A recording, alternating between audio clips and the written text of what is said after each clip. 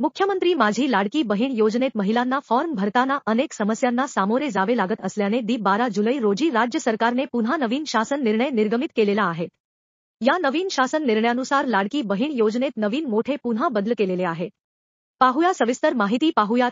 सर्वसामान्य महिलांसाठी फॉर्म भरण्यासाठी केलेले नवीन महत्त्वाचे बदल पाहूयात। 1. कुटुंबाची व्याख्या पती पत्नी आणि त्यांची अविवाहित मुले मुली अशी कुटुंबाची व्याख्या राहणार आहे। 2. लाडकी बहीण योजनेसाठी पोस्टातील बँक खाते ग्राह्य धरले जाणार आहेत। 3. ऑफलाईन अर्ज केल्यास महिलेने सादर केलेल्या फोटोचा फोटो काढून अर्ज दाखल करण्यात येणार आहे। 4. नवविवाहित महिलेचे नाव राशन कार्डवर नसल्यास पतीचे राशन कार्ड हे उत्पन्नाचे प्रमाणपत्र ग्राह्य धरले जाणार आहे। 5. केंद्र आणि राज्य सरकारकडून राबविण्यात येणाऱ्या इतर शासकीय योजनेचा लाभ घेत असलेल्या महिलांना सदर योजनेचा लाभ मिळणार आहे।